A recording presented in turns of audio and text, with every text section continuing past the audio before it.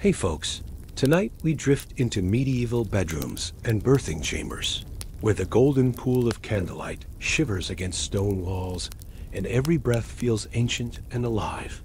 Imagine the hush of a timber-framed room, the scent of woad-stained linen mingling with beeswax smoke, and a mother-to-be clutching a carved wooden spindle for comfort. Wherever you are right now, drop a comment with your location and local time so we can share this moment across centuries. Now, dim the lights, and let's ease into tonight's journey together. In the soft glow of a single lantern, a young bride named Aveline lies curled on a rush-mat pallet. Her heart thrums like a distant drumbeat. Outside, the winter wind rattles the shutters. Within these walls, childbirth is a secret ceremony, performed in whispers and tremors. Midwives and sisters gather, their voices low and rhythmic, weaving lullabies meant to cradle pain and coax courage. No physician's instruments gleam here, only carved wooden birthing stools, linen swaddles, and bowls of lukewarm water scented with rosemary. As Aveline breathes through contractions, she recalls the lullaby her grandmother hummed at tune, embroidered with hidden cues for easing labor. Each note carries a promise. Breathe with the reeds, let blood slow its march. In this age before gas lamps and epidurals, light and sound were medicines of their own. Gentle humor drifts between the midwives like incense. One quips that if Aveline pushes any harder, the baby might beat the church clock tower at midnight. They all stifle laughter behind aprons, a brief relief against the weight of the moment. Outside the room, the hall remains deserted. Neighbors keep silent vigil beyond the door, honoring the medieval custom that no outsider should break the hush of childbirth. Windows are shuttered not just to guard privacy, but to hold in the warmth and drown out the screams some deemed unbecoming of a gentlewoman. In an era when propriety ruled, stoic silence was a virtue. A bride must endure without a peep, proving her worth and earning blessings in equal measure. Yes, medieval women really did try to outdo each other at quietness. Next time you yawn during labor, at least you won't be judged for it. Lantern oil drips in oily beads onto the wooden floorboards, each drop echoing the slow passage of time. The midwife murmurs herbal recipes: rosemary to strengthen the womb, lavender to calm the mind. Aveline's mother presses cool cloths to her forehead, whispering encouragement. Remember, love, the hearth warms the hearth, an old proverb meant to mirror her stolen breaths. In these old walls, every saying is a lifeline, every touch a spell against fear. Modern ears might wince at the lack of sterility. Linens washed in river water, hands rinsed in vinegar, but no rubber gloves. Yet these women understood more than we give them credit for. They knew that a gentle environment, filled with familiar scents and sounds, could speed labor. They trusted rituals, lighting a row of blessed candles, placing a sprig of elderflower under the pillow, humming lullabies that traced patterns of comfort through generations. Midnight deepens. The lantern's flame dips low, shadows dancing across Aveline's pale face. Outside, a barn owl calls once, twice a quiet herald to new life. The midwife straightens, nods to the mother. Aveline grips the spindle tighter, her knuckles white as chalk. The next contraction crashes in. She exhales a soft groan rather than a cry, a testament to those who trained their bodies to whisper instead of wail. And there in that moment, a tiny head emerges into the trembling warmth. No brass bell tolls, no trumpet fanfare, only the gentle gasp of relief. A midwife wraps the newborn in fine linen, tucking it against Aveline's breast. A single tear slips down the mother's cheek, mixed relief and wonder. She names her daughter Marigold, after the golden glow that illuminated her trial. In the hush that follows, the sisters break bread and share watered wine.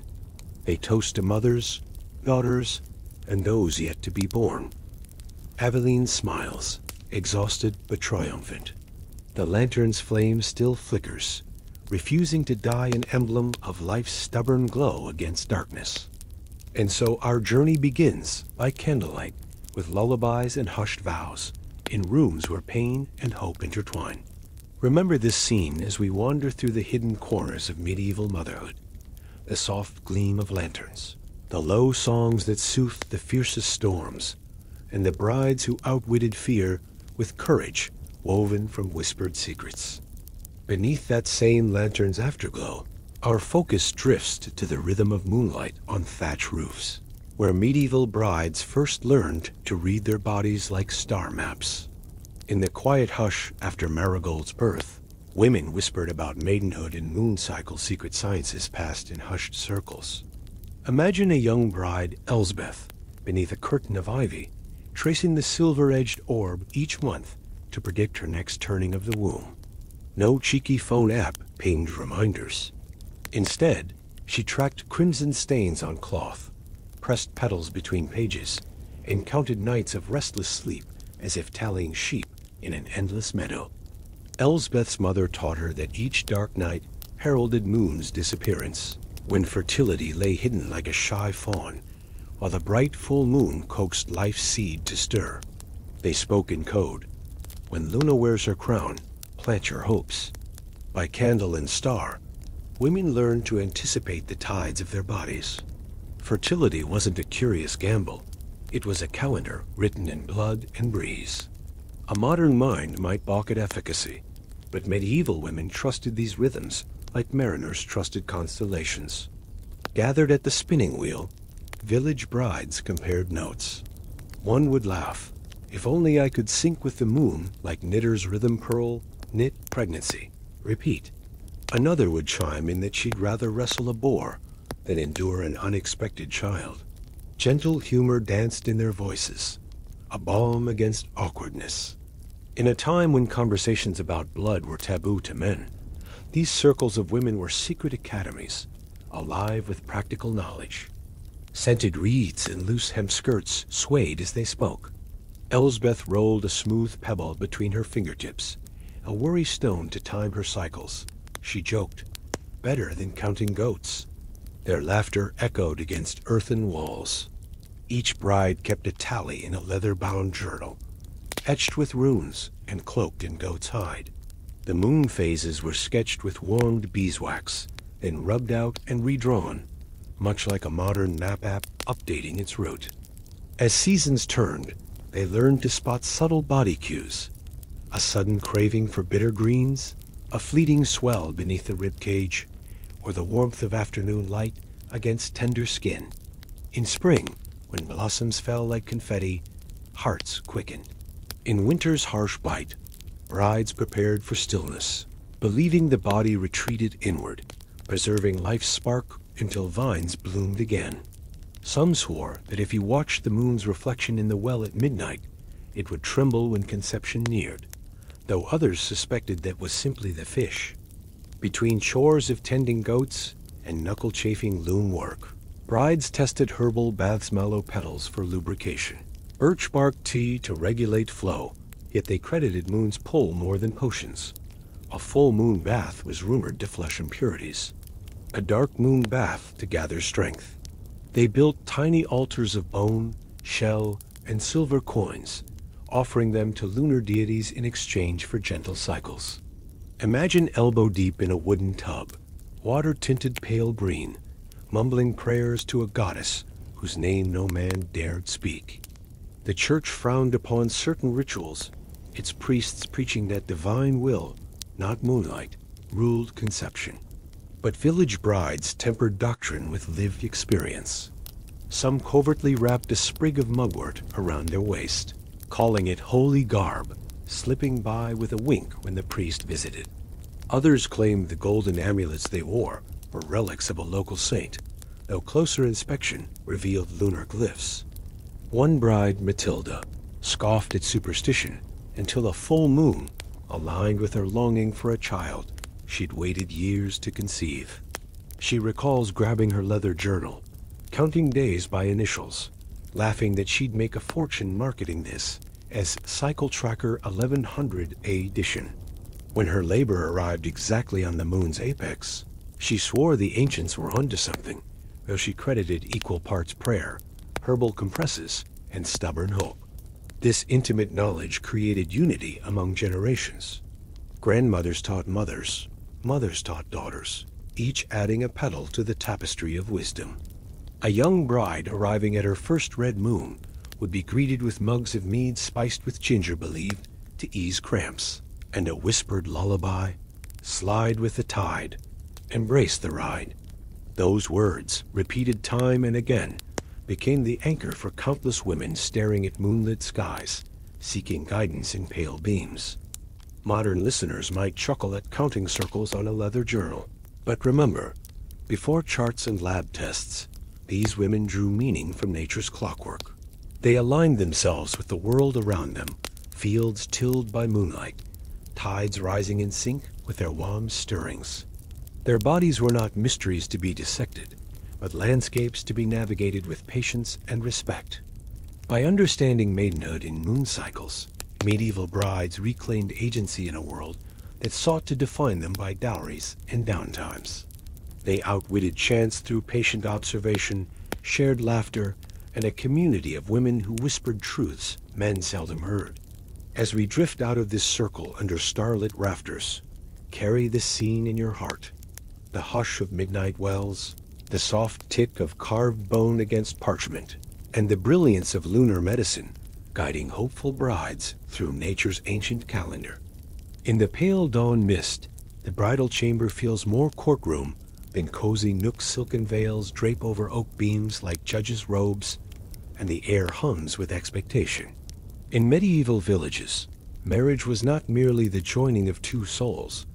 It was a contract with inked signatures, whispered promises, and the weight of entire families.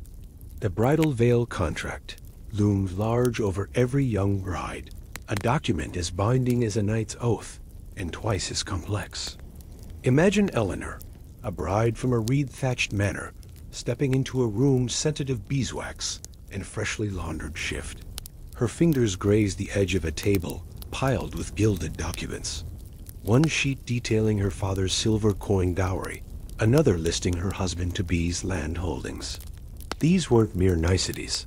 They determined Eleanor's future security, her children's inheritance, and sometimes whether she'd ever bear her own name again. The veil she would wear that evening symbolized not only purity, but her pledge to uphold every clause, from the number of pigs in her husband's sty to the precise measure of her dowry's barley. Dowries could rival a minor noble's startup capital. One family might offer acres of oak woodland, another a chest of ivory combs and embroidered tapestries. Husbands eyed these assets like venture capitalists, calculating returns. More land meant more wool production. More wool meant more wealth.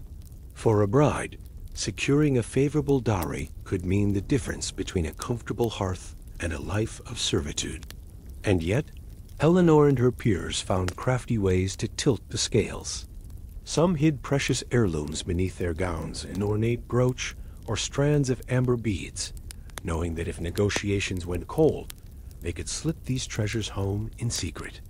On the wedding eve, the bridal veil itself became a bargaining chip. Woven from fine flax and threaded with silver, it was presented as both a gift and a guarantee. The groom's family, in turn, paraded a ring carved from polished jet or a clasp of gold. Guests watched the exchange, sipping spiced wine, their laughter rippling over candlelit rafters. One aunt teased Eleanor that if her veil cost more than the dowry, she'd be too weighed down to sprint to safety, an amusing warning in a world where bride-stealing raids weren't unheard of. The jest lightened tense faces, but beneath the humor lay real stakes. If a bride's family failed to deliver agreed goods, they risked fines, public shaming, or worse. Once the contracts were signed inked with goose quills dipped in walnut dye, the bridal bed awaited. Draped in cloth of gold, it beckoned like a throne. But the bridal veil contract's shadow lingered. Could Eleanor produce an heir in due season? Some agreements stipulated a proof of consummation, which meant more than just marital blisses, required testimony from midwives or chamber staff. Imagine the mortification and the gossip swirling through castle corridors when a newlywed's first night report declared, "I couldn't confirm anything." The stakes soared. A barren bride might see her dowry returned, but at a cost of lost reputation, and sometimes being sent back to her natal home without so much as a goodbye. Skirting these perils took ingenuity. Some brides carried small tokens, pressed sprigs of rosemary or a pouch of herbs to slip under their pillows, believing these would ensure fertility and speed the wedding night's success. Others exchanged coded notes with trusted chambermaids. "The lantern must stay alight till moon rises" could mean, "Don't tell my new husband I'm terrified." These secret communications created a network of female solidarity. While men negotiated land and livestock, women negotiated comfort, consent, and the promise of future children. The morning after, the bridal veil contract still held sway. Church bells tolled, chiming blessings, but village tongues whispered about whether the new couple had lived up to the pact. If the bride appeared flushed and content, her status rose. If she seemed pale and withdrawn, questions flew like startled sparrows. In some regions, a public display of the bridal shift, stained or unstained, served as proof. Women exchanged sympathetic glances. They knew the veil contract's demands went beyond legalese into the realm of personal performance. Yet, for all its rigidity, the system allowed room for subtle rebellion. Eleanor might perform her duties with polite restraint, all the while slipping scribbled messages to her kin. All is well, send extra sacks of flour next harvest. She could hint to her husband's steward that her dowry's barley fields needed careful planting, ensuring her family's lands thrived even under another's name. Through these small acts, she reclaimed agency within the contract's constraints. And when the couple produced their first child, a healthy son named after the groom's grandfather, the contract's final clause unlocked. A portion of the land and silver reverted to Eleanor's control for her widow's pension. This jointure provided a safety net if she ever outlived her husband, turning the once pressuring contract into a long-term investment in her future. A medieval bride who outwitted childbirth might also outwit the bridal veil contract, securing her comfort and maybe a bit of comedic triumph long after the wedding feast ended. Modern listeners might laugh at the notion of a marriage contract dictating livestock quotas and fertility proofs. Yet these clauses shaped entire communities. They dictated alliances between families, cemented social hierarchies, and when navigated cleverly offered women tools to protect themselves. Remember our earlier lullabies and moon cycle maps? It weren't just quaint rituals. They were part of the same toolbox brides used to hold power in a world determined to package them as commodities. As lanterns gutter in empty chambers tonight, think of Eleanor's silver-veiled contract resting on the dresser, a testament to both constraint and cunning. She entered marriage bound by ink, but she left room for negotiation, humor, and hope. And that, dear listeners, is how medieval brides turned a binding pact into a subtle dance of survival, much like navigating a modern rent agreement, but with more candle smoke and fewer lawyers. By the glow of kitchen hearths and the murmur of brooks beyond the cottage walls, medieval brides prepared more than porridge and prayers. They steeped survival into teas and tucked secrets into pouches tied at the hip. Before formal medicine, before microscopes and Latin prescriptions, there were womb charms and witchy teas. And no, not all of them involved eye of newt, though a dried frog or two wasn't entirely off the table. Let's return to our bride Elsbeth, now a few months into her marriage and under quiet scrutiny. Her belly remains flat, her skin pale from too much spinning and worry. Her neighbors begin to smile too widely, ask too casually, "And how do you fare these days, dear?" Elsbeth nods, all pleasantries, but when the sun dips behind the chapel, she makes her way into the woods with her sister-in-law Agnes. They walk in silence, feet crunching frost-laced leaves, until they reach the herb wife's hut, an overgrown cottage where smoke curls from the thatch like a question mark. Inside waits a woman named Helid, gray-haired, broad-shouldered, and grinning like she knows what you're thinking before you do. She stirs a pot of nettle and elderflower, the smell sharp and earthy, like crushed meadow in springtime. "You're not ill," Helid says. "You're just too early. Or too clever." From the beams above hang bunches of dried herbs, tansy, mugwort, pennyroyal, wild carrot.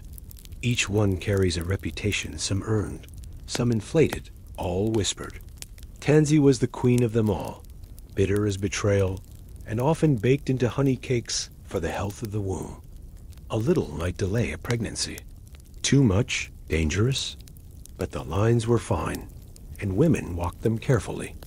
Mugwort, affectionately called the mother of herbs, was used in footbaths and steams, believed to coax or repel conception, depending on its partner ingredients. Like a spice rack with strong opinions. Elsbeth sits by the fire as Helid crushes dried leaves into powder. The herb wife hums a song too old to be Latin, something about moons crossing indoors unopened. She spoons the mixture into a cloth sachet. "Tuck this near your navel," she instructs, "and drink this with honey on the night of the waning crescent." Agnes, ever the worrier, asks if it's safe. Helid gives a half wink, safer than 9 months of ankle swelling and bleeding. Now, let's not paint all herb wives as mystic rebels. Some were married, respected, even contracted by noble families.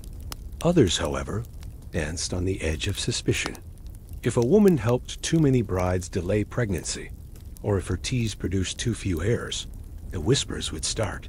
"Witch," they'd say. "She knows more than she ought." It was a delicate dance between healer and heretic. The wrong tea or the wrong client could cost you your reputation or worse, your life. Still, the demand for these remedies never wavered. Even high-born ladies sent maids to fetch herbal help in secrecy. One famous noblewoman, whose name shall remain cloaked in mystery, was known to keep a traveling pouch of dried rue and mint stitched into her bodice. The scent was camouflaged as perfume, but her inner circle knew she wasn't risking another winter pregnancy. Humor bubbled beneath the secrecy. A common tavern joke among washerwomen. 3 cups of pennyroyal tea, and you'll forget the baker's name. Another, a running gag among older midwives. If tansy was wine, none of us would have been grandmothers. Behind every laugh was a hint of truth. These herbs worked at least sometimes, enough to inspire hope, or at the very least, buy a bride time. And it wasn't all about avoiding pregnancy.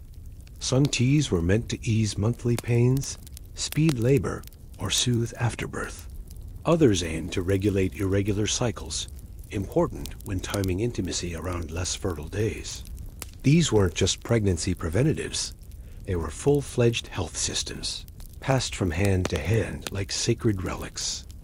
Of course, the church raised its eyebrows. Certain abbots warned that these teas were devil's brews, and that childbirth should never be interfered with, lest you insult the will of God. One particularly dramatic monk declared tansy the herb of Eve, equating its use with original sin. Still, even nuns had kitchen gardens, and behind convent walls, not all recipes were for soup. We moderns might ask, did these herbs truly work? Scientifically, a few did contain compounds known to affect the uterus. Pennyroyal and rue, for instance, have been shown to stimulate uterine contractions, but doses were unreliable and risks were high. Still, in an age with few choices, women chose to risk a bellyache over a life-altering pregnancy. Sometimes desperation brews stronger tea than hope. So the sachet Elsbeth clutches under her smock is not just herbs, it's agency, distilled into linen and lace. It's the difference between controlling her destiny and being swept along like a leaf in spring floodwaters. As she sips the bitter tea that night, staring out at the half-covered moon, she feels both fear and power. She might conceive. She might not. But this time, the choice feels however fragile hers. Let this moment linger with you, the crackle of fire, the hiss of herbs hitting boiling water, the smell of dried sage and wild promise. In every mug of witchy tea, a medieval bride took back a little control from a world that expected her to smile, nod, and bear children on command. One sip at a time, they brewed a quiet rebellion. The thread glides through cloth, pulled by fingers worn smooth from work, but steady with purpose. Embroidery is more than art. It's language, code, and legacy. In medieval Europe, when books were rare and literacy, even rarer among women, knowledge moved through symbols, stitched into tapestries, hummed in lullabies, and carved discreetly into wooden spoons or etched on window shutters. The cleverest brides weren't just preparing meals, they were encoding survival strategies. Take our friend Matilda, a merchant's daughter known more for her needle than her tongue. Her marriage to a prosperous tanner earned her a fine home and hours alone at her loom. But behind her neat cross-stitches of flowers and deer lay symbols passed from mother to daughter. A 5-petaled rose nestled beside a pomegranate signaled fertility control. 3 dots beneath a swan's wing whispered, "Delay the seed?" To an outsider, her tapestry depicted a pleasant hunting scene. To a fellow bride, it read like a handbook in plain sight. Needlework was one of the few creative domains where women reigned. Whether noble or peasant, they stitched to pass the time and decorate linens. But many stitched more than beauty. Birds, flowers, stars, and knots took on dual meanings messages tucked into bedding, wall hangings, and swaddling cloths. Brides embroidered tiny charms into their wedding sheets. Poppies for peaceful sleep, ferns for fertility control, and calendula petals to ward off pregnancy. Yes, you heard that right bed sheets weren't just for romance. They were instruction manuals if you looked closely enough. Songs, too, carried layered messages. A lullaby might teach rhythm and rhyme, but also when to drink herbal tea or avoid intimacy.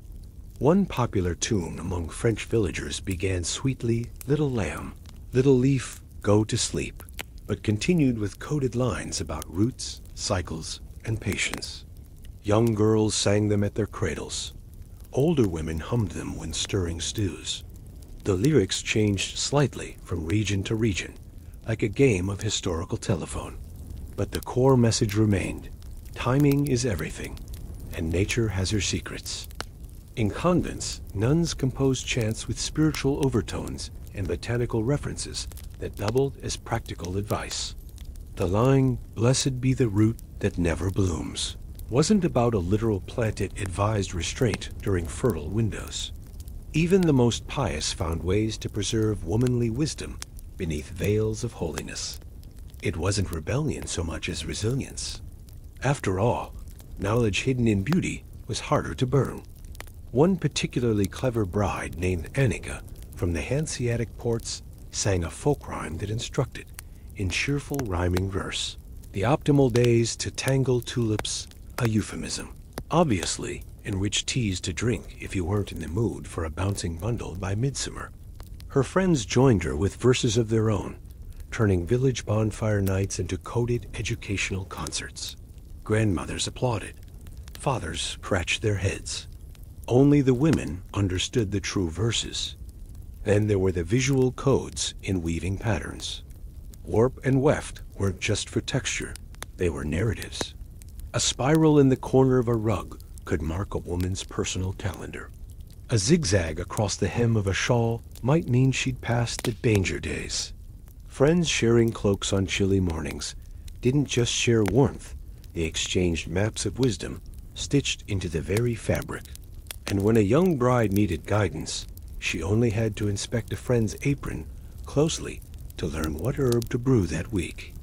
Of course, the church did its part to sanctify certain motifs and smother others.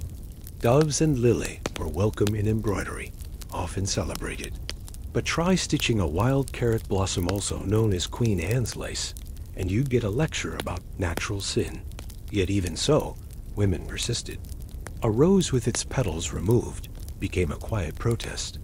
A tree with bare limbs stitched into the border of a veil? A seasonal calendar in disguise. call it medieval encryption, where Latin scribes penned heavy tomes, brides wielded thread, song, and whisper. Their libraries were mobile, and their pages doubled as pillowcases and curtain hems. It was subtle, beautiful, and deeply personal. In this age, knowledge was rarely shouted. It was sung softly while feeding hens. It was sewn into a toddler's tunic. It was wrapped in a joke over laundry and remembered during quiet evenings spent darning socks by firelight. Elsbeth, now more experienced, starts weaving her own symbols into a crib quilt, not because she's expecting yet, but because she knows someone who will need it. A golden wheat stalk curls toward a star, reminding her of a cousin who grew tea each spring. Tiny silver threads outline a rabbit's path meant to suggest caution, delay, and watching one's step. She hums a lullaby as she works, the same one her mother once sang to her. Sleep in the cradle, child of the dew, mother has secrets to pass unto you. And it's this passing that mattered most. Knowledge was never static, it was living. It traveled in the laugh lines of midwives and in the smoke trails of kitchen fires. It was handed off not in scrolls, but in scarves, coded songs, and affectionate winks. It survived plagues, sermons, inquisitions, and laws. Because you can outlaw practice, but how do you outlaw a song? Let that idea settle like a soft blanket on your shoulders. Medieval brides may not have had encyclopedias or apps, but they had each other. And in their looms, their lullabies, their linens and laughter, they built a network strong enough to span generations. Theirs was a secret language of survival, gently spoken, deftly sewn, and always just beneath the surface. The candle guttered once, and the shadows stretched long across the stone floor. In the quiet space between breath and birth, there stood a figure more essential than priest or physician, a midwife. No fanfare marked her arrival, no title preceded her name, yet she held the lives of mothers and newborns in her work-worn hands. She was healer, confidant, guardian of ancient knowledge, and sometimes, just sometimes, accused witch. Let's pause with a woman named Isolde, wrapped in a woolen shawl darkened by years and steam. Her pouch clinks with iron shears, a prayer roll, and a wooden spoon rubbed smooth from use. She's attended dozens, perhaps hundreds, of births from the candlelit cottages of peasants to the silken chambers of lords' wives. Her hands, calloused yet impossibly gentle, move with the certainty of someone who knows exactly how far life will bend before it breaks. In medieval society, a midwife was more than a skilled helper. She was a necessity. Men rarely entered the birthing chamber. Even most physicians, cloaked in their scholarly pride and often lacking first-hand experience, deferred to midwives when it came to childbirth. And thank goodness. The average male physician might arrive too late, misjudge a breach, or recommend a poultice of ox blood and roasted onion. Isolde, by contrast, had seen it all. Breech births, tangled cords, twin labors. She could sense complications from a mother's breath alone. But her knowledge came at a price. For every life she saved, suspicion trailed her like a shadow. Too much success? Whispers of sorcery. A stillborn child under her care? Rumors of curses. It was a tightrope act walk, too confidently, and she threatened the fragile egos of men in power. Walked too softly, and she risked becoming invisible, even blamed. In some towns, midwives had to take oaths. These sworn declarations, made before church authorities, affirmed their loyalty to Christian values and rejection of sorcery. They vowed never to use love spells or herbs of confusion. Ironically, they often signed with trembling hands that had just rubbed mugwort into a laboring woman's feet. The church needed their work, but it distrusted their wisdom. Still, most women trusted them deeply. A good midwife knew not just the birthing process, but the rhythms of a family. She understood when to boil the linens, when to heat the stone, when to hush the room into reverent silence. She remembered the lullaby a woman's mother had sung at her own birth. She fetched mint tea for cramping and spoon-fed honeyed barley water to those too weak to hold a cup. And then there was the birthing chair. Picture it, three-legged, carved by a local joiner, with a hollowed center and thick rope armrests. Some were ornate, others plain, but they all allowed gravity to help where brute force had failed. Isolde adjusted them like a sculptor at work, tilting slightly, adding cushions of lamb's wool to cradle the lower back. It was during these moments, when the mother was groaning, the air thick with rosemary and sweat, that the midwife's power was most evident. She would press a hand to the belly and whisper, not to the woman, but to the baby itself, "Come gently, little one. The world is ready." It was said Isolde could charm a stubborn child from the womb with nothing more than song. Did it always work? Of course not. But her presence, her voice, the sheer force of calm she projected, it could turn chaos into trust.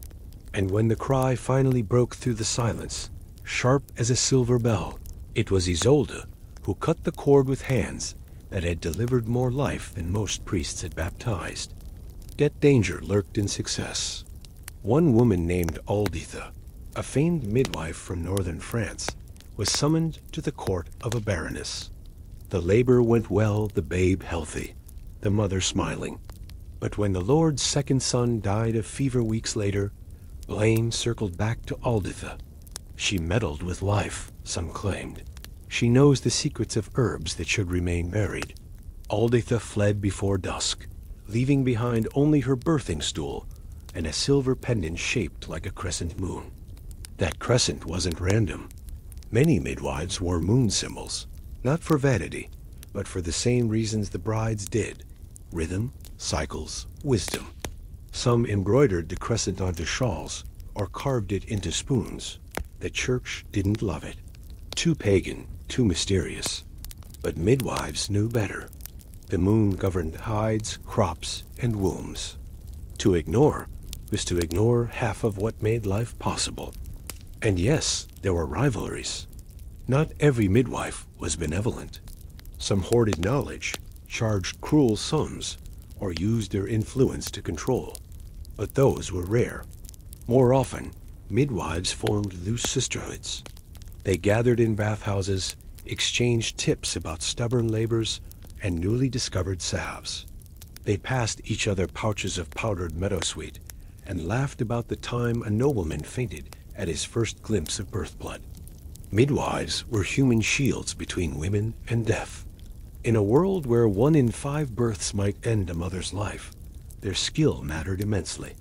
They knew how to spot infections, deliver breech babies, revive the limp, soothe the hysterical, and quiet the grieving.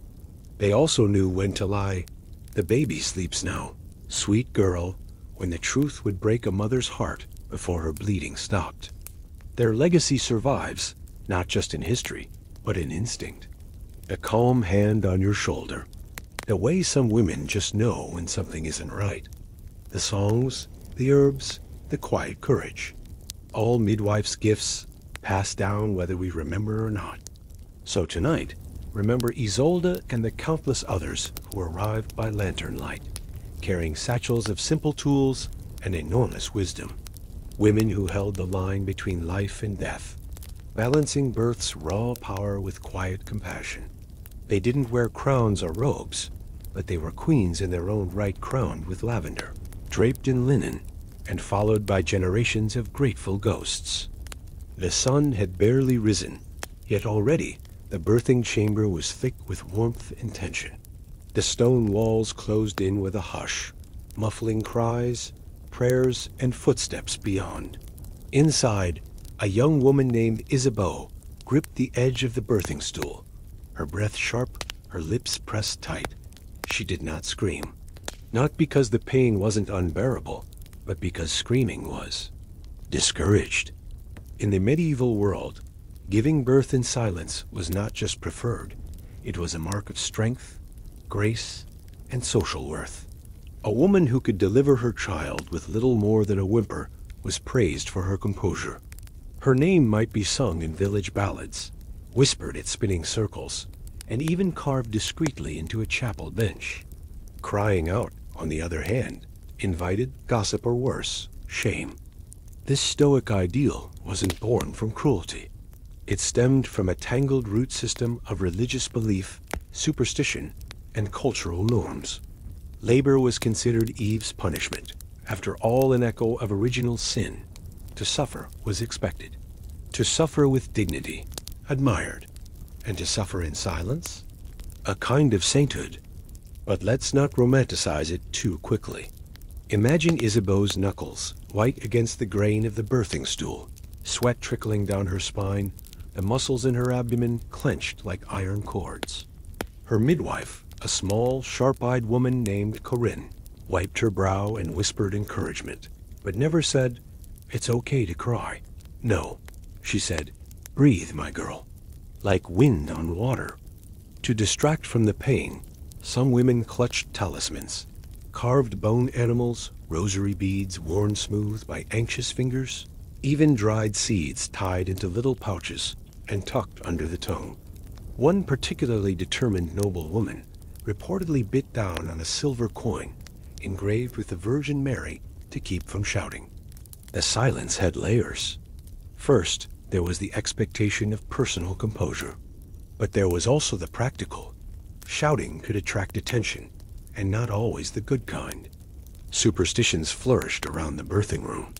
Loud noises could invite spirits, especially those who'd lost children of their own. It was thought that a shriek during labor might stir the jealous dead or offend the listening saints. So windows were shuttered, doors bolted, candles burned low, casting shadows like watchful sentinels. The women inside spoke in hushed tones. The air itself seemed to lean in, listening. Of course, not every woman could or would adhere to the quiet code. Some cried out, some wailed, and some, understandably, cursed the heavens in language, spicy enough to curdle the butter. These women were not shunned entirely, but there would be talk. Her pain ran wild, a neighbor might say, like an untamed mare. The implication was clear. If you couldn't command yourself in childbirth, what else might slip through your fingers? Oddly, the expectation of silence extended even into pain management. Medieval remedies for labor agony were gentle, often ritualistic. A bowl of rose water might be held beneath the laboring woman's nose. A piece of iron placed under the bed, thought to draw out pain. Warm compresses, sacred texts tucked under pillows, and, if one was lucky, a bit of mead or herbal wine. But again scream, and these comforts might be withdrawn. The silence was seen as proof that you were worthy of mercy. And yet, there was compassion within the quiet. Midwives like Corinne knew how to read the eyes, the clenched fists, the pattern of breath. They murmured lullabies, not for babies, but for mothers. One old Breton tune translated loosely to, "Pain like the tide, it pulls, it leaves, it pulls again." The rhythm matched contractions. Mothers hummed it with clenched jaws. The humor, too, found its way in. A well-loved joke among midwives went, "A quiet birth makes a loud child." Another, "She didn't scream at birth, but wait till she meets her mother-in-law." These jokes didn't erase the suffering, but they lightened it, gave it shape, let the women reclaim some power.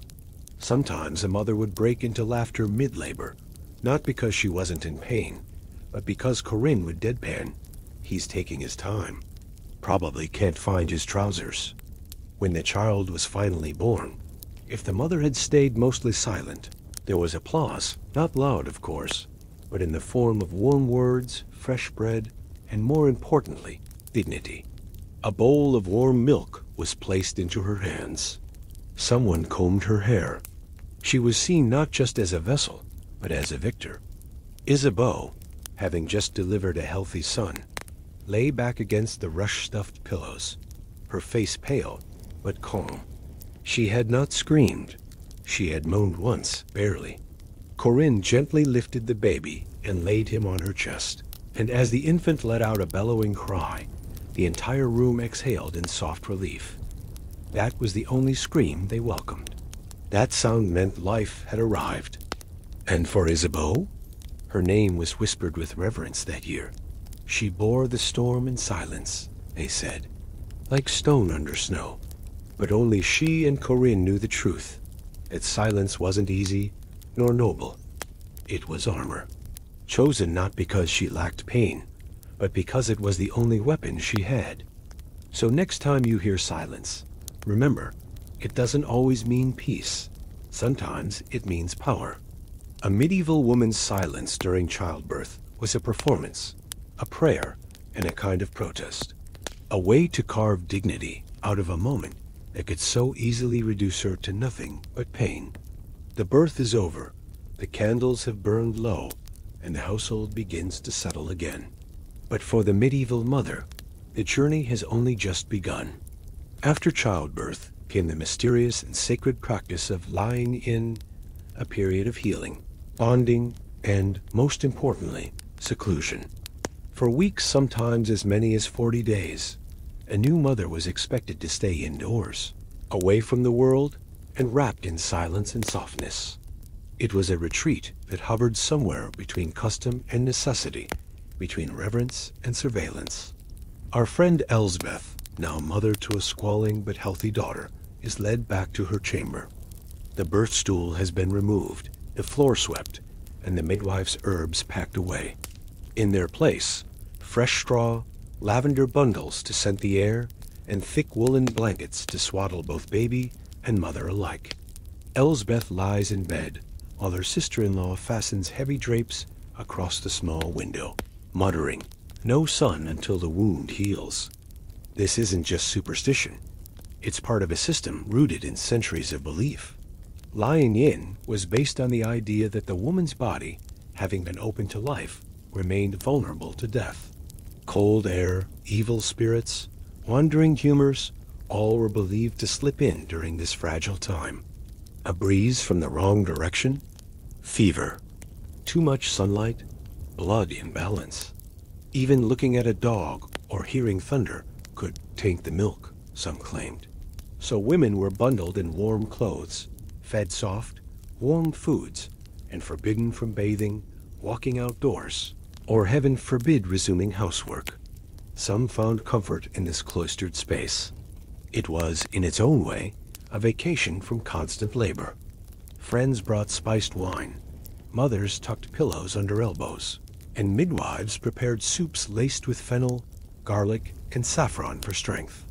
In noble households, musicians sometimes played lute or harp near the window. One new mother in Normandy was said to have received a silk bonnet and 3 rabbits as lie-in gifts. Not a bad haul, all things considered. But not every lying-in was equal. A peasant woman might have only a few days of rest before she was needed in the fields again. Still, even she was granted a week, sometimes 2, by community understanding. Neighbors pitched in fetching water, minding older children, or preparing stews. The phrase, "she's behind the curtain," signaled to others not to disturb unless absolutely necessary. It wasn't just etiquette. It was survival. The church, never far from domestic matters, sanctioned the practice too, but added its own postscript, purification. On the 40th day after childbirth, the mother was expected to attend a churching ceremony. There, she would be formally welcomed back into religious and social life. A priest would bless her, pray over her, and in some places, even anoint her forehead with oil. The implication, of course, was that childbirth rendered her temporarily unclean. The ritual was less about hygiene and more about spiritual reset. Yet many women took comfort in it. It marked a conclusion, a return, a line drawn under the chaos of labor and blood. Some wore white to churching, as if re-entering the world as brides again. Others clutched small crosses, humming the same songs they'd sung during labor, this time with joy instead of strain. Even women who scoffed at the church as reasoning appreciated the gesture, a signal to the world that she had survived and deserved acknowledgement. Of course, lying in wasn't all peace and perfumed broth. There were dangers, real ones.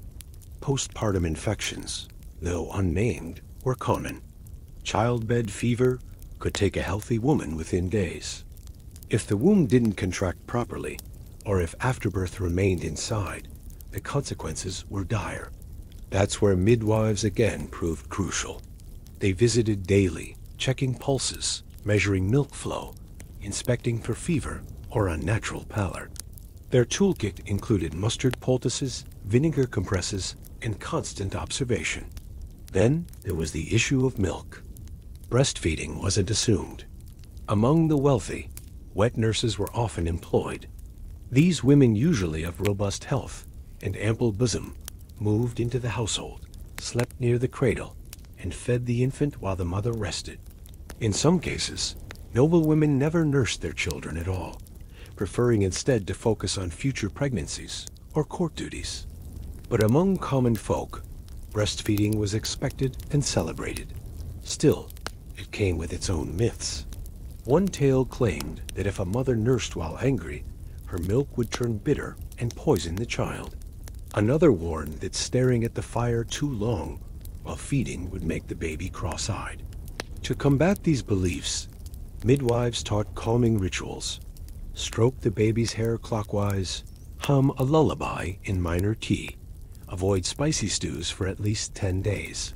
Some even tied red thread around the infant's wrist to keep away milk demons, malevolent spirits who spoiled the milk during the night.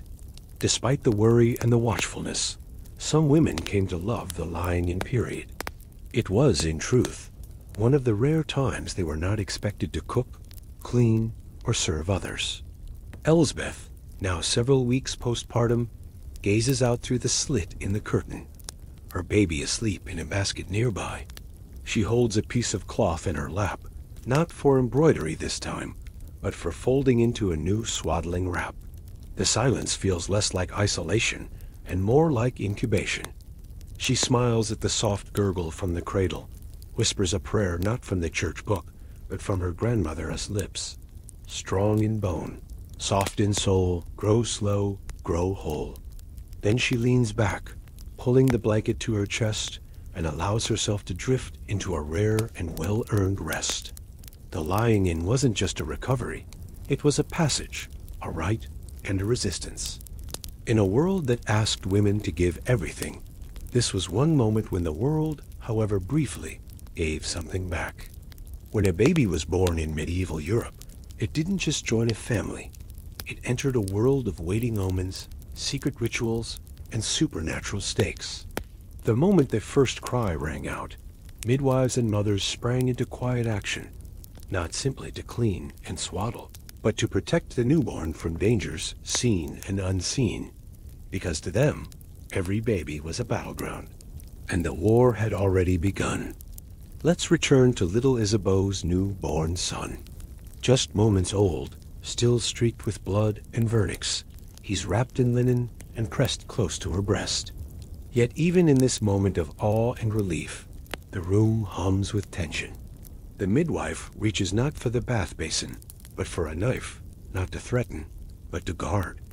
A blade laid under the cradle was thought to protect from witches, fae, or evil spirits, who, it was believed, prowled the threshold between life and death. This was the first 40 days, a period where infants were seen as incredibly vulnerable, not just to disease, but to forces beyond nature's laws. Before baptism, a baby had no spiritual armor. Any shadow, any sudden illness, any misplaced lullaby could spell disaster. The world teetered between miracle and malevolence, and mothers like Isabeau learned quickly that superstition was often safer than skepticism. Some protections were symbolic. Salt, sacred and cleansing, was often placed near the crib or sprinkled on the threshold. In certain regions, a tiny clove of garlic was sewn into a baby's cap to ward off wandering spirits.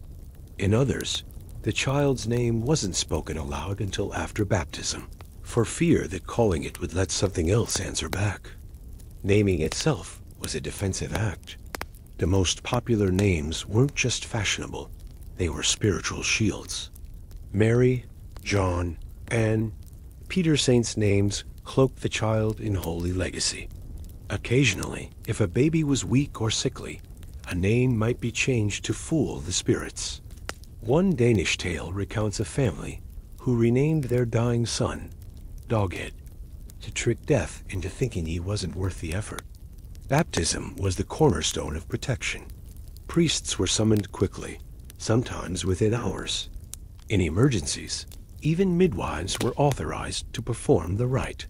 Water from the baptismal font was considered holy medicine. Drops were saved in jars or mixed into herbal stews if the child later fell ill. One mother in Burgundy kept a strip of her daughter's christening robe tucked into her bodice for years, just in case the fever returns. The ceremony was usually modest, some candles, oil, prayers, but its emotional weight was immense. It wasn't merely tradition. It was triumph. The baby had survived the most perilous hours and was now safely inside the fold of the church. Any mother who had lost a child before baptism bore a grief layered with dread.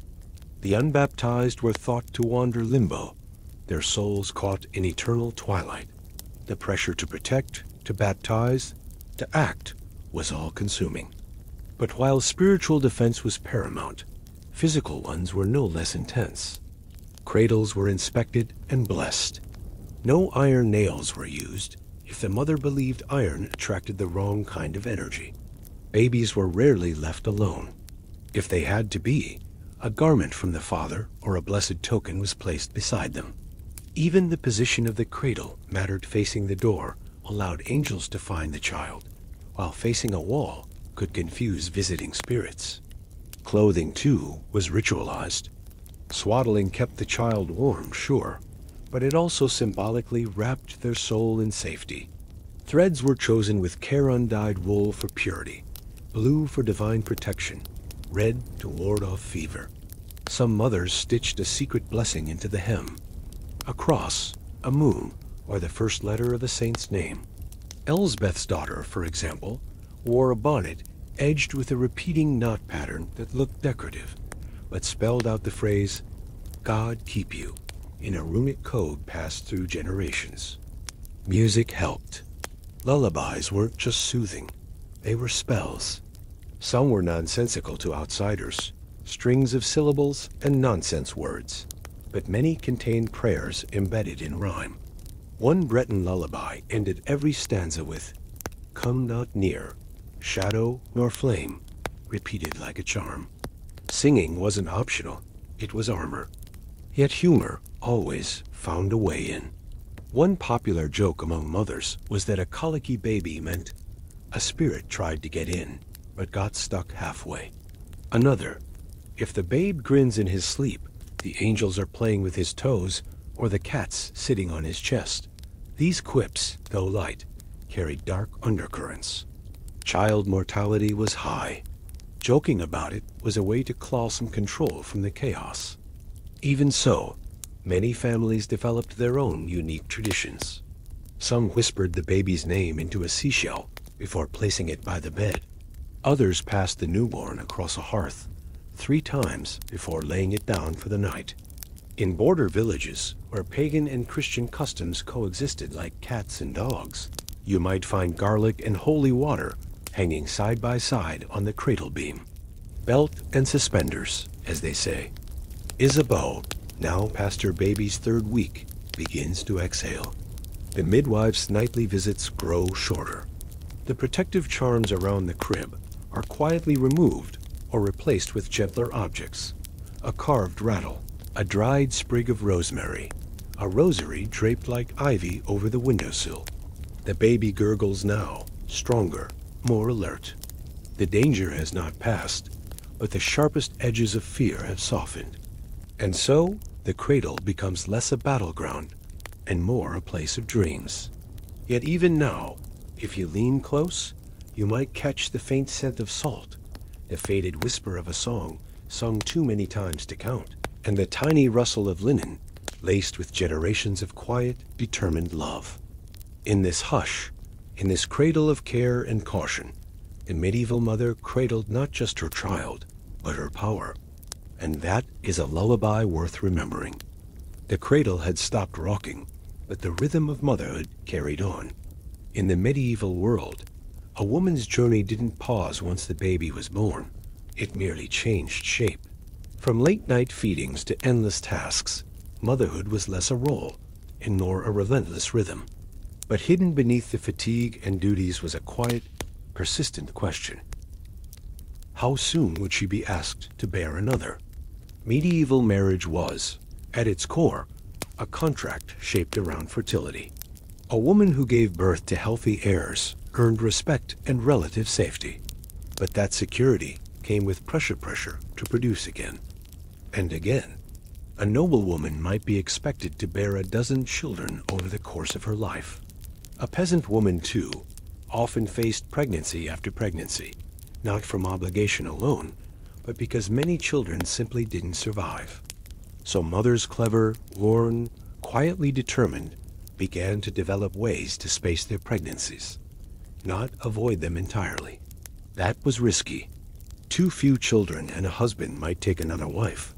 But spacing, yes, that was possible. And so the long game began. One of the most common tools was prolonged breastfeeding. Known today to have natural contraceptive effects, many medieval women understood, intuitively or by observation, that as long as they nursed regularly, their fertility remained at bay. Some breastfed for 2, even 3 years, not just for the child's health, but as a buffer from the next birth. This was especially true in poorer households, where midwives often encouraged the practice and grandmothers nodded in approval, knowing each extra month bought a woman time to rebuild her strength. Of course, husbands didn't always approve. A long lull between pregnancies raised eyebrows. Some clergymen even warned that nursing too long was a selfish distraction from the wifely duty to populate. But women persisted, feigning slow milk, inventing ailments, or slipping into separate sleeping quarters under the guise of not disturbing the babe. Necessity, as always, bred subtle rebellion. Then there were rituals and dietary customs meant to prolong the space between children. Certain broths were brewed weekly made from lentils, vinegar, sage, or ground barley. They weren't always effective, but women believed in them, and belief carries its own power. One particularly popular remedy among English villagers involved eating cold stewed quinces 3 nights after intercourse. The rhyme that went with it? Cold fruit at night keeps baby from light. There were other tricks too. Some women wore charms meant to tie the womb shut. These weren't physical barriers, of course, but tokens. Braided threads, carved stones, or small pouches filled with dried mint, bay leaves, and sheep's wool. One mother in Wales swore by a silver spoon passed from her own grandmother. She kept it tied to her bedpost, saying it had kept the second cradle empty for 3 winters. And if a woman didn't want another child, not ever her options narrowed. Some midwives would offer stronger herbal brews, whispered about in corners, and traded for favors, not coin. These concoctions, usually tinctures of rue, mugwort, or pennyroyal, were taken monthly as a kind of protective charm against conception. Risky? Absolutely. But in a world where one difficult labor could be her last, many women preferred the risk of herbs to the certainty of another pregnancy. As you can imagine, the church frowned deeply on all of this. God opens the womb, priests would say. To prevent conception is to defy his will. And yet, most clergy turned a blind eye to certain practices, especially if the woman already had several children. There was an unspoken understanding, especially among village priests who'd grown up around these women. Even they knew, when the cupboards were bare and the last child still cried at night, another pregnancy could feel like a storm gathering before the fields had healed. And still, humor found a way in. One saying passed among women went, "If he lies with his boots off, you'll have a boy. If his hat's still on, you'll have twins." Another, "The more he snores, the faster you'll show." But one of the more revealing jokes went, "Swaddle tight, feed slow, sleep alone, and the saints will smile a little longer." Friendship and community were essential. Women shared knowledge under the guise of gossip, traded recipes like holy relics, and supported one another through every stage of motherhood. They celebrated delayed pregnancies, whispered blessings to each other under the guise of compliments, and knew, wordlessly, when to hand over a cup of warm sage tea. Elsbeth, now 2 years into motherhood, watches her daughter toddle across the garden. She's tired, but strong again. The herbs she takes are mild, her husband understanding. She sleeps with a small bundle of rosemary and rock salt under her pillow, a gift from her midwife, to keep new moons away. She hasn't conceived again, and for now, she's grateful. There's peace in this pause, in the quiet between one life beginning and the next demanding entry. Not all women got it. Many didn't want it. But for those who did, it was sacred, a moment reclaimed, however small, in a life so often spoken for. And so, the medieval mother navigated this landscape with care, compassion, and quiet strategy. She raised children with one hand and shielded herself with the other. She laughed, wept, schemed, and survived. And in those stolen moments, when the baby slept and the herbs simmered and the stars blinked slowly awake, she knew her body wasn't just a vessel for life. It was hers. And sometimes she even got to live in it. Outside, the seasons shifted, autumn leaves fell, frost crept along the windowsills, but inside the home, the patterns of motherhood endured. The medieval mother, far from idle once the baby was weaned or toddling, remained at the heart of family life. She wasn't just a nurturer. She was a manager, a planner, and quite often, the quiet center of emotional and medical authority. And in her spare time, what little there was, she taught her daughters everything she'd learned. This was education in its rawest, most direct form. No chalkboards, no textbooks, just hands, words, stories, and repetition. A girl might learn how to spin thread before she learned to spell her own name. By 6 or 7, she could sweep ash from the hearth, stir a stew, and recognize which herb helped with coughs, and which ones should only be handled with a glove and a whispered warning. It started early. Elsbeth's daughter, just 3 already, mimics her mother's movements. She swaddles her doll with scraps of linen, feeds it porridge from an acorn cap, and whispers lullabies into its ear. And as she does, Elsbeth smiles, because she remembers doing the same. Girls watched everything. They watched their mothers boil linen in large pots and mutter about stains and spirits. They watched their older sisters rub salves into aching joints and heard their grandmothers click their tongues when the moon came too early. Knowledge wasn't taught, was absorbed, like steam rising off a simmering broth. By the time a girl reached adolescence, she knew how to read signs, not on paper, but in bodies.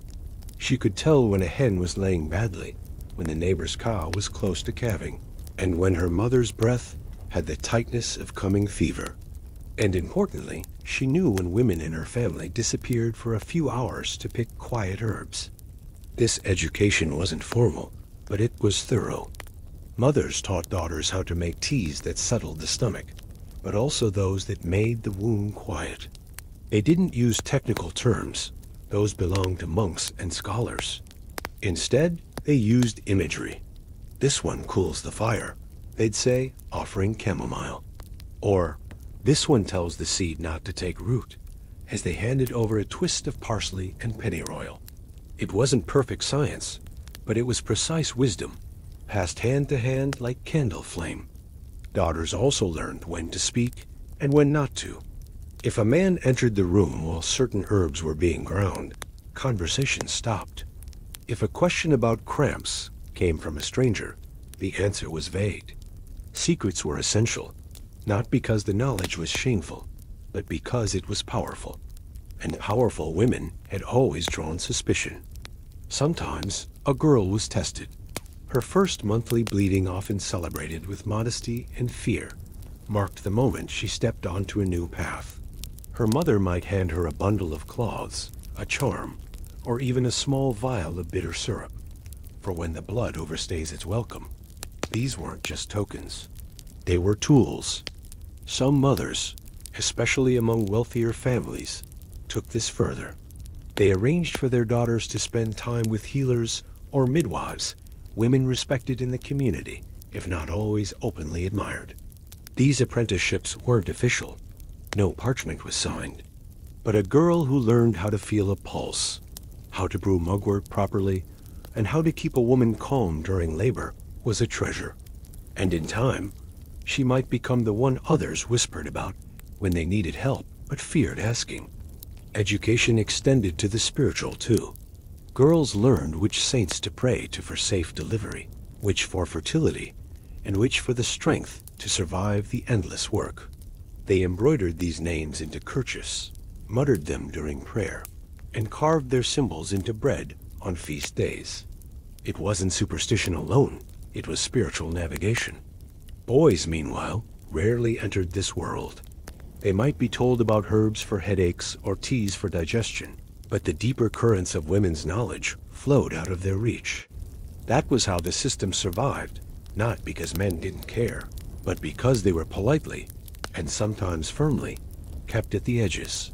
This was women's business. And in medieval society, women's business was often invisible until it went wrong. But it wasn't all herbs and healing. Daughters also learned how to negotiate a household, how to manage a fickle husband, how to placate a mother-in-law with tea that just so happened to calm nerves, and how to read a rune like scripture. A good daughter grew into a woman who could protect her own daughter by word, by herb, by stitch, or by story. Elsbeth remembers her own mother tracing the shape of a yarrow leaf onto her palm and saying, "This one stands between life and death. It will not cure all, but it will try." She remembers the soft drawl of her grandmother, explaining how to stitch a knot of 5 loops into a shawl for strength. "Wear it near your womb," she'd said, "so your children know you love them before they're born." Now, Elsbeth teaches the same. Her daughter, barely old enough to braid her own hair, already knows that rue is sharp, that fennel sweetens the milk, and that women sing when they work, because it keeps the rhythm steady. One day, Elsbeth thinks, she'll sing those same songs to someone smaller than her.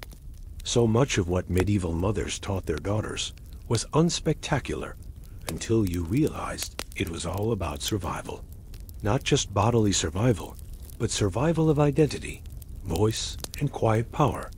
This was no formal education, no degree in a leather scroll, but it was as real as bone and breath. In a world that gave women so little control, this sacred transmission of knowledge was a form of inheritance richer than coin. It was a whispered curriculum that stretched across generations, encoded in everyday acts of love, resilience, and refusal.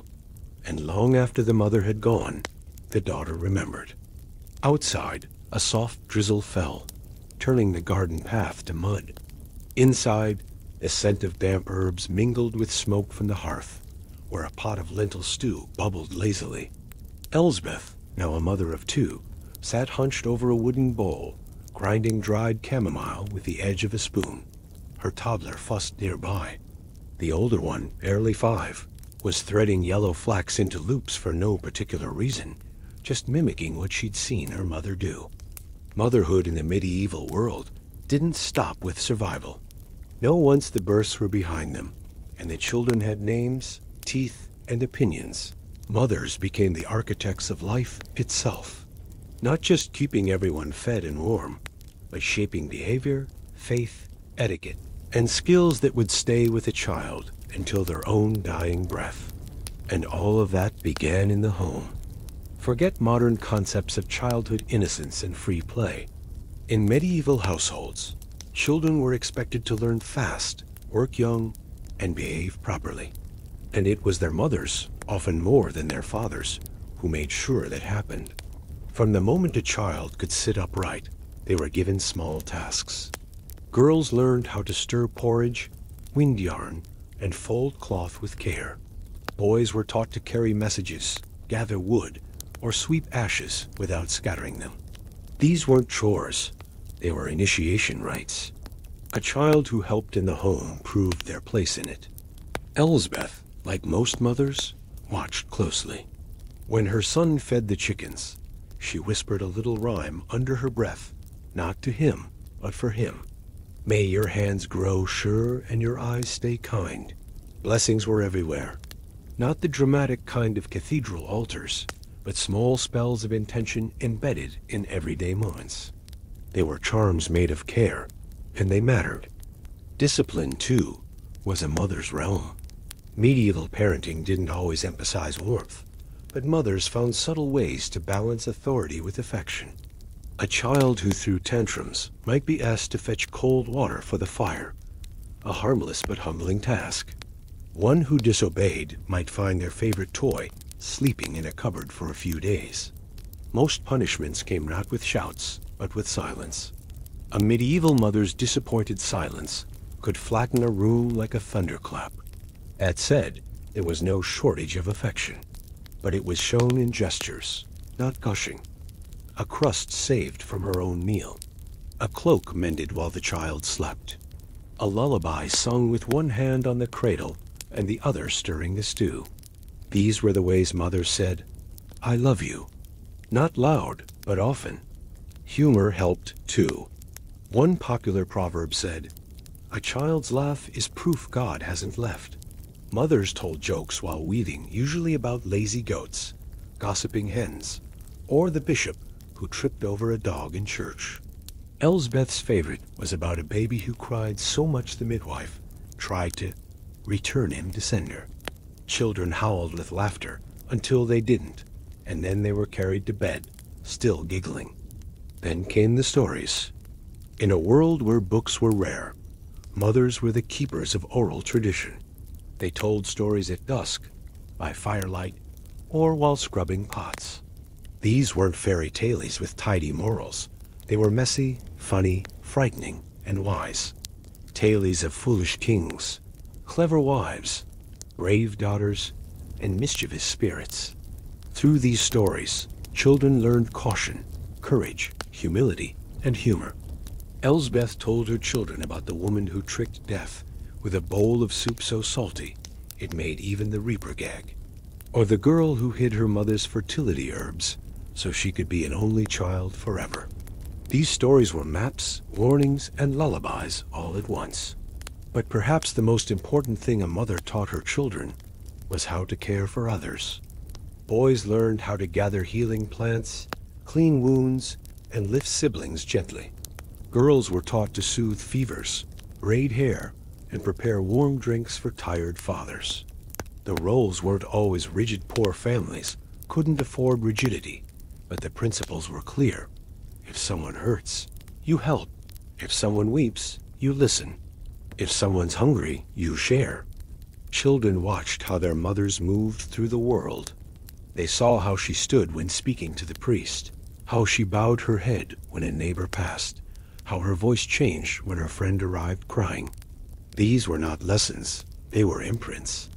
Children mirrored them, and in doing so, they learned how to be human. As children grew, the lessons deepened. When her daughter asked why the cow's milk had dried up, Elsbeth didn't just say, "It's nature." She said, "Because she's tired, and you know what tired feels like. So you thank her, and you let her rest."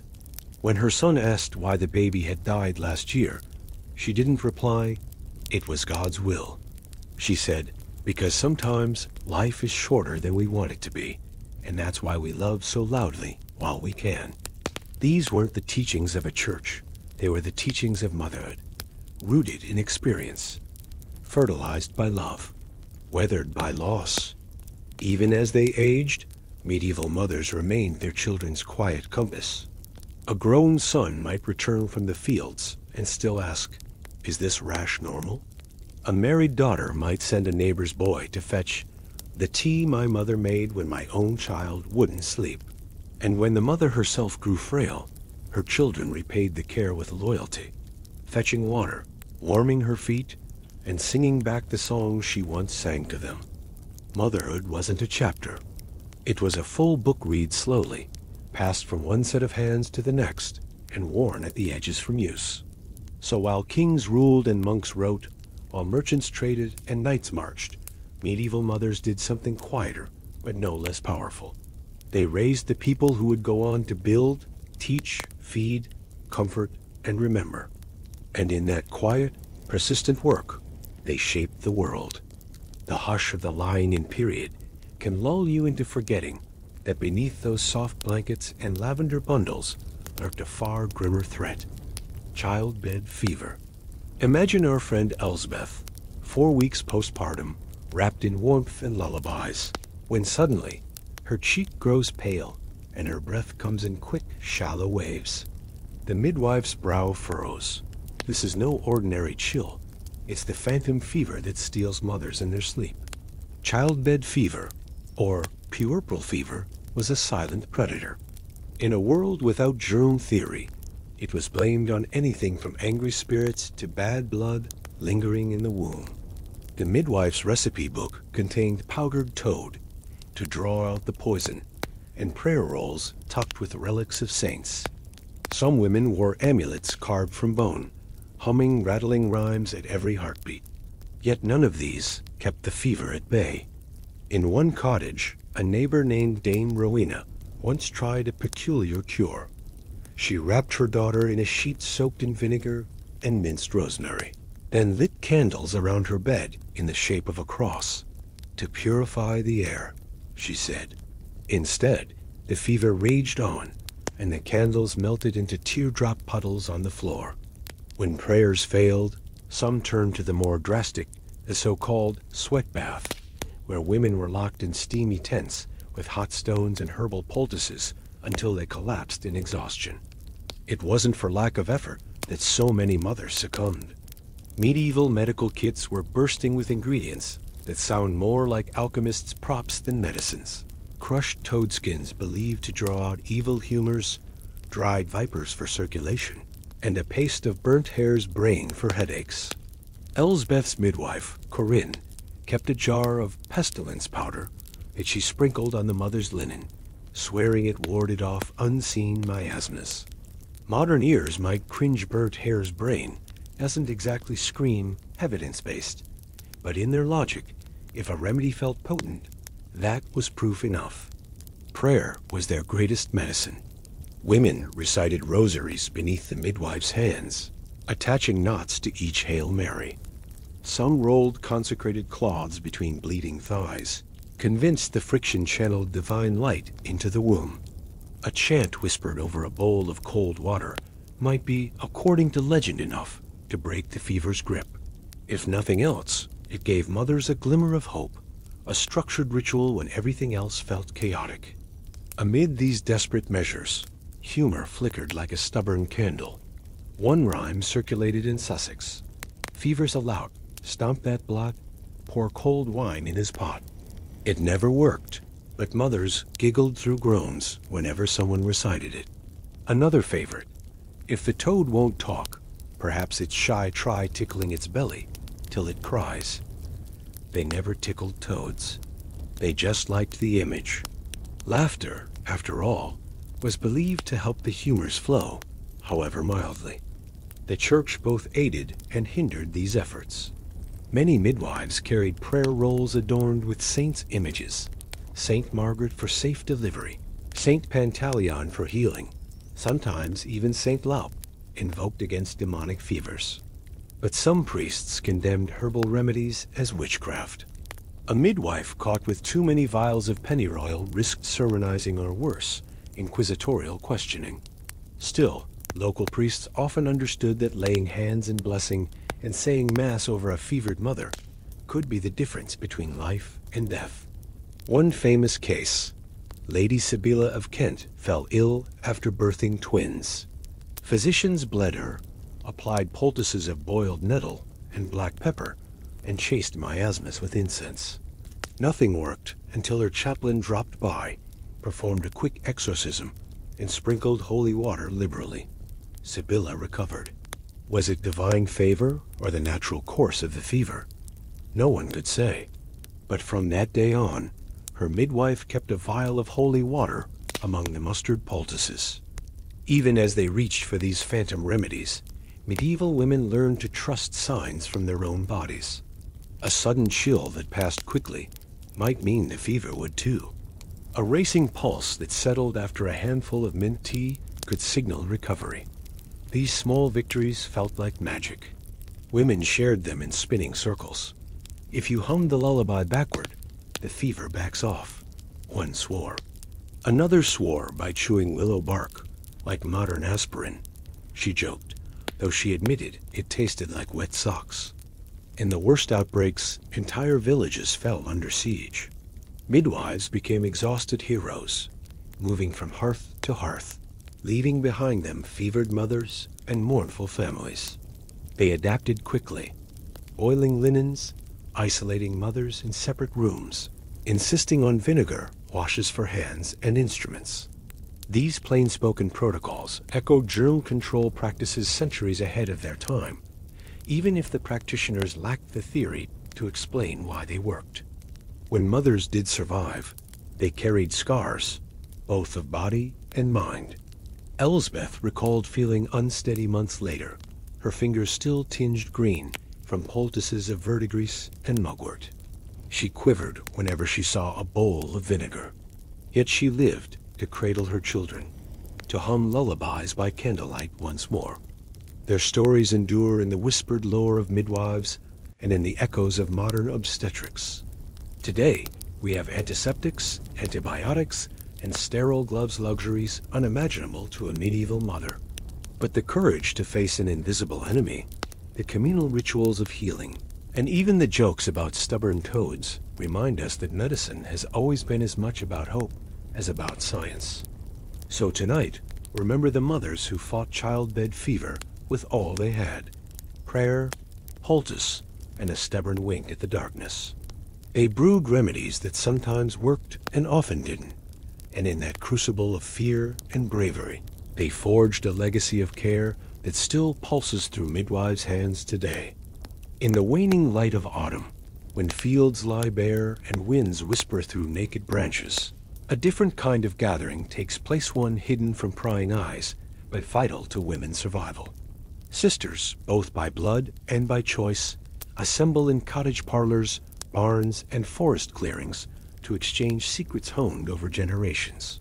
Here, midwives, brides, widows, and daughters trade more than gossip. They barter survival tricks in a world keen to keep them silent. Picture a circle of women seated on stools, benches, and upturned buckets, their lanterns casting soft halos on weathered faces. Each holds a small bundle and herb sachet, a scrap of embroidery, a scribbled note on vellum. They lean in, voices hushed but eager, as Isolde, now gray-haired yet spry, unfurls a length of ribbon patterned with tiny knots. Each knot, she explains, is a promise of strength. Wear it when you labor, and remember our hands guide yours. Across from her, Matilda unwraps a hand-sewn satchel of powdered gentian and boiled seawater rocks. This, she says, is our Tide Tia remedy for faintness in labor. Sip it in the chair, and you'll feel the sea's pulse steady your breath. She demonstrates the slow rotation of the cup, mimicking the ocean's turn. A younger bride, Eva, nods, making mental notes before tucking the sachet into her apron pocket. These gatherings are more than recipe swaps. They're power-sharing sessions. Women bring questions. How to calm a fever when no midwife is near. When to trust the moon's pull, and when to heed the church's calendar. How to recognize the subtle signs of twins before the curtain lifts. Each answer is a strand in a web of communal knowledge, strengthened by each contributed secret. Secrets flow through song, too. Agnes, her hair threaded with silver, begins humming a refrain, one of those coded lullabies passed down from her grandmother. As she sings, hands rise to trace invisible symbols in the air. A loop for protection, a wave for safe passage, a cross for blessing. No outsider could decipher the melody, but for these women, it's a living map of birth's terrain. Laughter punctuates the discussion. Lisa recounts the time she tried a remedy of crushed snail shells for morning sickness, only to discover she'd collected the wrong shells and spent a day tasting grit. Better grit than guilt, she declares, and the group roars. Humor here isn't mere levity. It's a binding force that knits together courage and resilience. Trust is sacred. No man, no priest, no outsider may attend. Word spreads by subtle signals. A folded cloth on a windowsill, a particular knot in a curtain tie. It's a network of whispers, each meeting known only to those invited and trusted. Skip one, and you miss crucial knowledge. Stray a secret beyond the circle, and you risk betrayal and worse, suspicion of witchcraft. Yet these women are cautious. They speak of herbs with caveats. Gentian too often can purge the body, warns Helen, her voice low. Only twice, no more. They debate timing, when in the moon cycle to gather mugwort so its power is strongest, and how to dry it without losing potency. Every detail is scrutinized. A recipe half forgotten is no recipe at all. There are rivalries, too. In one village, two midwives spar over a new technique. Corinne claims that placing cold stones on the ankles eases pressure during labor, while Alditha insists it risks chills that stoke fever. Their debate is fierce but respectful, each backing her stance with stories of success and cautionary tales of missteps. The younger women listen, then decide what suits their own bodies and beliefs. And then there are the old ones, the guardians of the oldest lore. A relic, they call them. Women who have survived a dozen births, invasions, plagues, and still carry the flame. When one of these matriarchs speaks, even the boldest midwife falls silent.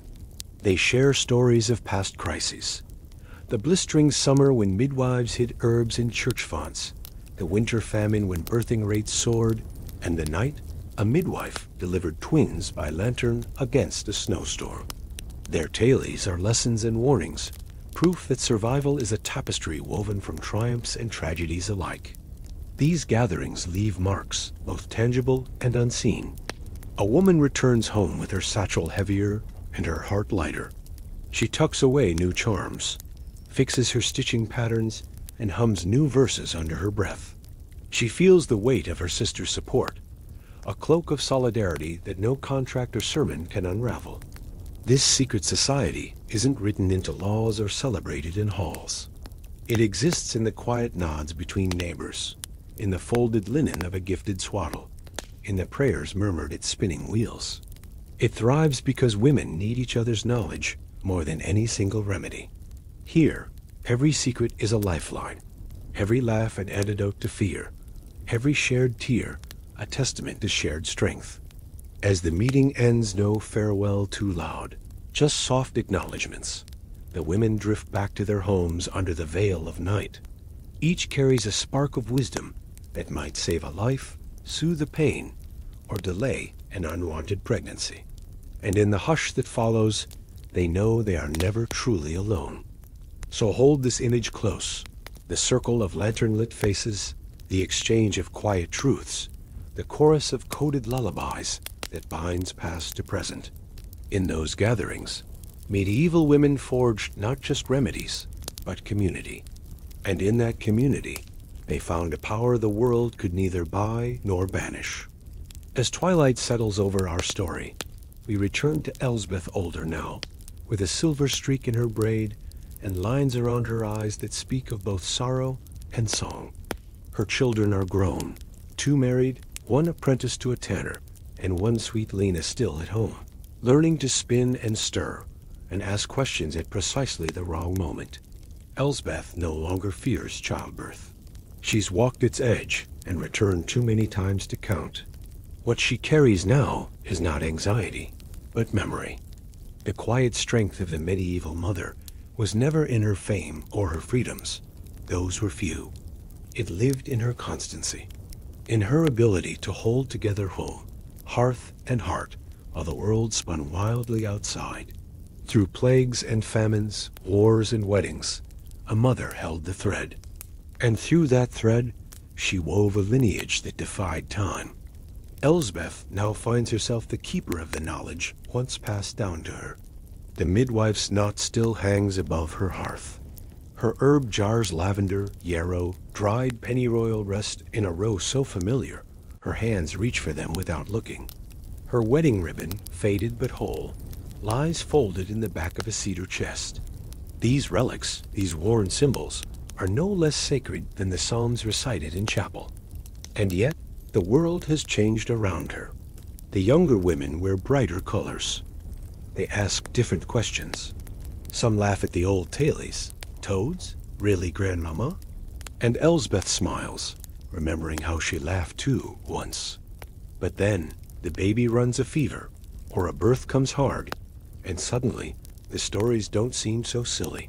Suddenly, everyone wants the tea, the charm, the rhyme. One morning, Lena appears at the foot of Elsbeth's bed with a bundle of wild herbs cradled awkwardly in her apron. "Is this right?" she asks.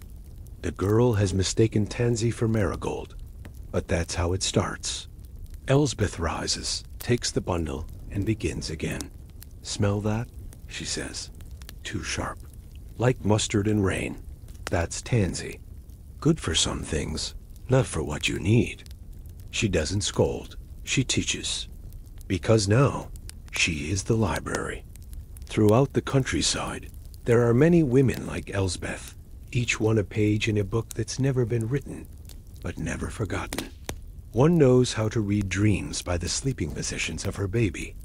Another, blind in one eye, can identify a fever by the taste of a mother's tears. Another still, childless but wise, is called Auntie by the whole village and knows every herb that grows in the hedgerow. They gather less frequently now, the old circles. But when they do, it's with purpose. To pass on the knotwork patterns stitched into sleeves. To explain why rosemary is hung in doorways on certain moons. To warn which tea stops bleeding, and which, if brewed too long, might stop a pregnancy too. It is easy to forget, in the bustle of castles and crusades, how much history lived behind cottage doors. Women like Elsbeth didn't change the world with battles or decrees. They changed it with care, with persistence, with memory. They outlived childbirth when others didn't. They taught their daughters how not just to birth children, but to survive it. They whispered warnings disguised as lullabies and layered knowledge into recipe books no man ever opened. And when they were buried, it was often with their wedding girdle, or a bundle of lavender, or the cloth doll they'd used to teach generations how to swaddle. Because even in death, the medieval mother remained a guardian. Elsbeth's last winter is quiet. She can no longer walk far, but she sits by the fire, holding Lena's newborn son. She hums an old tune, the same one her own mother sang to her, a lullaby passed through at least 5 generations. As the baby settles, she whispers, "Salt for the door, oil for the feet. Warm be your dreams and your soul kept sweet." And in that whisper lives 1,000 years of mothers, midwives, daughters, and daughters' daughters. In that whisper is a survival story, hidden from chronicles, but woven into every swaddle, steeped in every tea, stitched into every birth ribbon tied around a trembling wrist. Elsbeth closes her eyes, knowing her legacy isn't in land or gold or written word.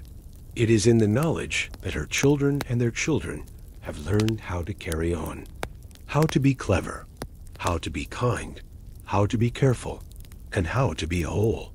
And when Lena sings that lullaby to her child weeks later, she sings it exactly right.